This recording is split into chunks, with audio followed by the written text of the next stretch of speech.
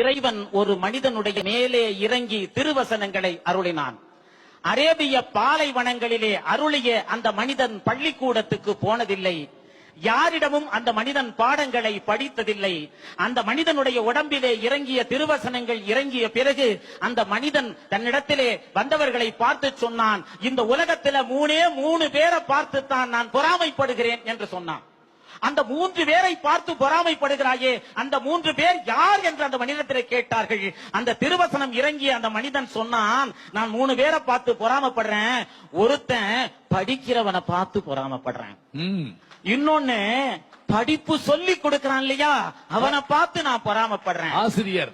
மூணாவதாக படிக்கிறதுக்கு தேவையான உதவிகள் செய்யறான் இல்லையா, அவனை பார்த்து நான் பொறாமைப்படுகிறேன். அப்படி சொன்ன அற்புதமான மனிதர் கோடிக்கணக்கான மக்கள் பின்பற்றுகின்ற இஸ்லாம் என்கின்ற மார்க்கத்தை இந்த உலகத்துக்கு கொடுத்த நபிகள் நாயகம் அவர்கள் கல்வியை பற்றி சொல்லி என்ன அருமையான வார்த்தை பாருங்க.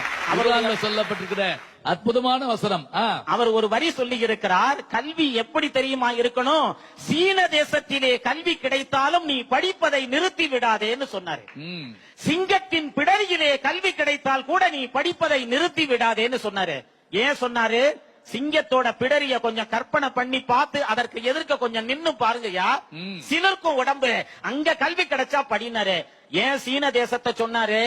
சீனாவில மாடுன்னு எழுதுனா மாட்டோட படத்தை வரைஞ்சாவணும், அந்த மாதிரி ஒரு எழுத்து வடிவம், அங்க கல்வி கிடைச்சா கூட போய் படிங்கன்னு சொன்னாரு. அவரோட வாழ்க்கையில பத்ரு யுத்தம் அப்படின்னு சொல்லிட்டு ஒரு போர்க்களத்தை சந்திச்சாரு. அந்த போர்க்களத்தை சந்தித்து அவர் வெற்றி பெற்றவுடன் அவரிடத்துல கைதிகளாக சில பேர் இருந்தார்கள்.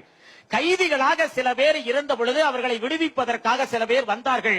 உறவினர்கள் எல்லாம் கப்பம் கட்டி அவர்கள் செய்த குற்றத்திற்கு மன்னிப்பு கேட்டுக்கொண்டு விடுதலை ஆனார்கள். ஆனால் கப்பம் கட்டுவதற்கு வசதி இல்லாமல் சில பேர் இருந்தார்கள், அபராதம் கட்டுவதற்கு வசதி இல்லாதவர்கள் சில பேர் இருந்தார்கள்.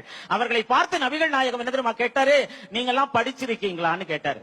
ஆமா நாங்கெல்லாம் படிச்சிருக்கோம்னா, நீங்கள் எல்லாம் வந்து என்னுடைய கூட்டத்திலே படிக்காதவர்கள் யாரெல்லாம் இருக்கிறார்களோ அவங்களுக்கு நீங்க கல்வி கற்றுக் கொடுங்க, அவர்கள் திருப்தியாக கற்றுக்கொண்டு விட்டோம்னு சொன்னா உங்களை எல்லாம் நான் ரிலீஸ் பண்ணிடுறேன் அப்படின்னு சொல்லி அவர்களை விடுவித்தார்கள்.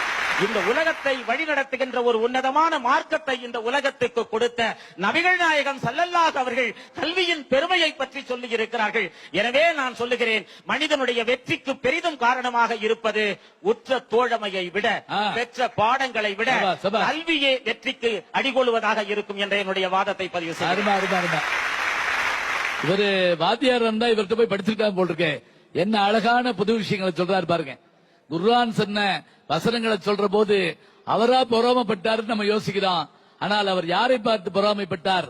செல்வந்தர்களை பார்த்தல்ல, அழகிகளை பார்த்தல்ல, அதிகாரிகளை பார்த்தல்ல. யாரை பார்த்து? கல்வி கற்றவர்களை, கற்பிப்பவர்களை, கல்வி கற்றுத்தருகிற நிறுவனங்களை பார்த்து நான் பொறாமைப்படுகிறேன் சொன்னார் என்று சொன்னால் கல்வியின் அருமை எப்படிப்பட்டது?